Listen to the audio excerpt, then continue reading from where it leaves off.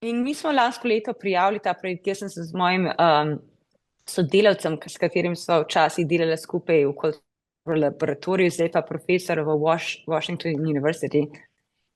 Sem rekla, deva prijaviti ta projekt in deva prijaviti neko zelo zanimivo zadevo. Ne? Predvsem on je nevroznanstvenik in on se ukvarja z tem, kako percepcijo bolečine in razlike pri ženskih in moških in tako naprej. Jaz se za endometriozo in sem rekla, deva prijaviti projekt in idejo.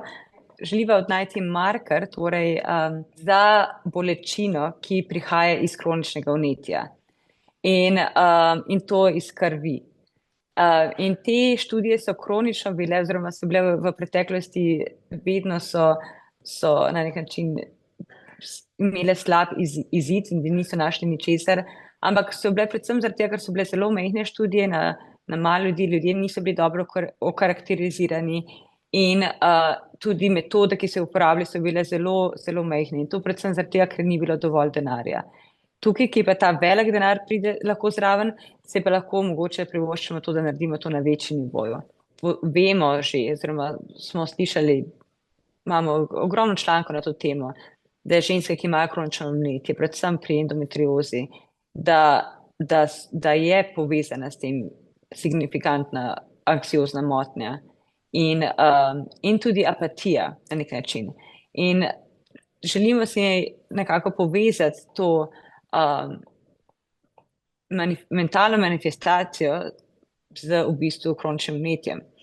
In se pravi, on kot je nevroznanstvenik in deluje na tem mentalnem delu, jaz delam bolj na celičnem delu in tukaj poskušava priti skupaj, da v bistvu ugotovimo, kako se v bistvu molekule v telesu na koncu odražajo, ko pride to do možganov.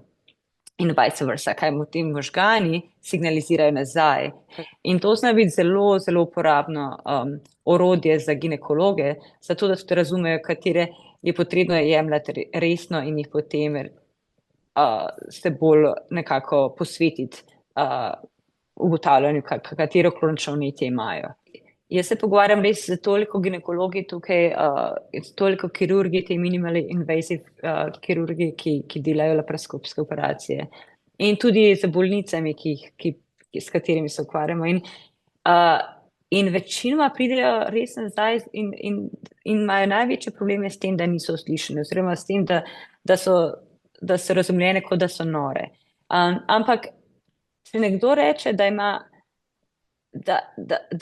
ima občutek, kot da imajo nože med časom menstruacije, kot da z noži ti grejo v ta predel ali pa da se komaj priplazijo do stranišča, to ni normalno. To